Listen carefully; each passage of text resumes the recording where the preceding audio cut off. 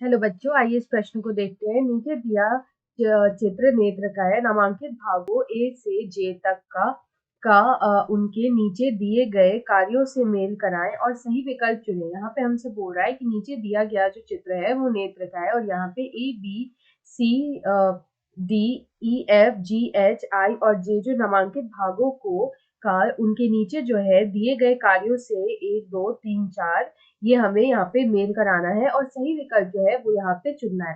तो सबसे पहले हम इस प्रश्न की मुख्य अवधारणा जो है वो यहाँ पे लिख लेंगे। तो यहाँ पे अगर इस प्रश्न की मुख्य अवधारणा लिखे तो यहाँ पे हम लिख सकते हैं कि ये जो हमारा चित्र यहाँ पे दे रखा है वो नेत्र के भागों को प्रदर्शित करता है। जो चित्र हमें यहाँ पे दे रखा है वो नेत्र के भागों को प्रदर्शित करता है। नेत्र के भागों को प्रदर्शित करता है।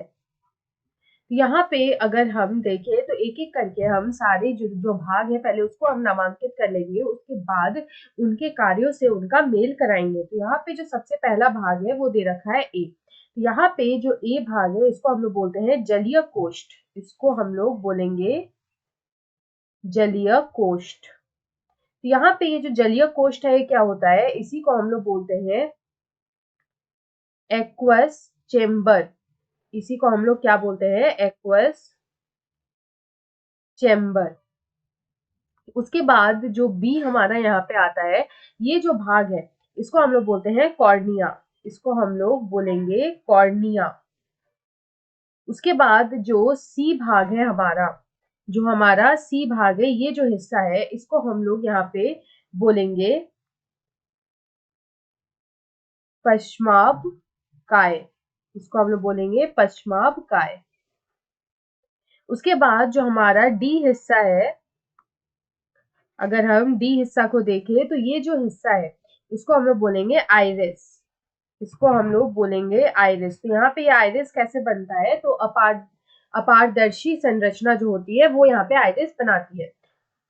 उसके बाद आता है ई। तो यहाँ पे जो ई हिस्सा हमें दे रखा है इसको हम लोग बोलेंगे फोविया सेंट्रालिस। इसको हम लोग बोलते हैं फोविया सेंट्रालिस।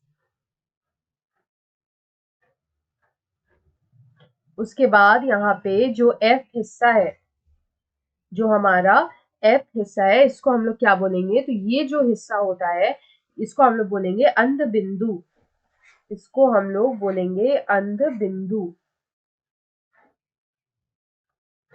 उसके बाद अगर हम देखें तो आता है जी। तो ये जो जी हिस्सा होता है यहाँ पे इसको हम लोग बोलते हैं दृक् तंत्रिका। इसको हम लोग बोलेंगे दृक् तंत्रिका।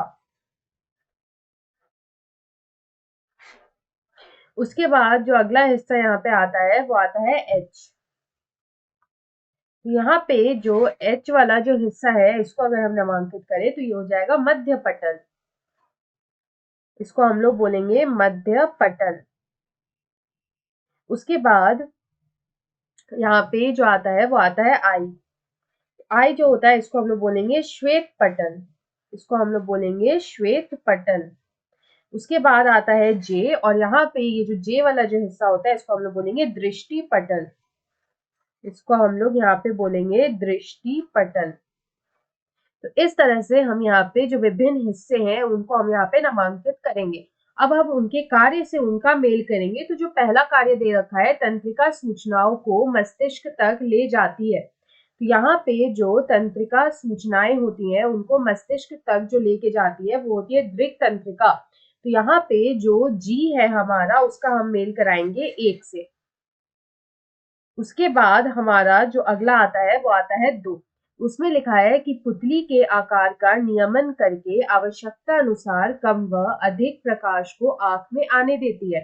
यानी कि ये प्रकाश को जो है वो नियमित करती है कि कितना प्रकाश आंख में जाएगा। तो ये किसका काम होता है, तो यहाँ पे ये काम होता है आइरिस का। आइरिस जो है वो हमारा डी भाग है। तो हम लोग यहाँ पे 2 का जो है मेल कराएंगे डी से। उसके बाद जो हमारा तीसरा कार्य यहाँ पे दे रखा है वो है लेंस का आकार परिवर्तित करती है। तो ये जो हमारा लेंस का आकार है ये यहाँ पे कौन परिवर्तित करता है? तो जो लेंस का आकार है ये पश्चिमावकाय जो है वो यहाँ पे इसको परिवर्तित करती है, तो इसको हम लोग बोलेंगे सी। उसके बाद हम लोग यहाँ पे अगर मेल कराएंगे तो जो आखिरी हमारा कार्य दे रखा है वो है फोटो रिसेप्टर्स इस बिंदु पर एकत्रित होते हैं। तो फोटो रिसेप्टर्स जो होते हैं वो किस बिंदु पर एकत्रित होते हैं? तो वो फोविया सेंट्रालिस जो है उस पे एकत्रित होते हैं। तो हम लोग चौथा का मेल कराएंगे ई से। तो यहाँ पे अगर हम इस प्रश्न का सही उत्तर देखें तो हमारा जो विकल्प डी में दे रखा है कि एक का मेल किया है जी से, दूसरे का डी से, तीसरे का सी से और चौथे का ई से, ये हमारा यहाँ पे सही उत्तर होगा।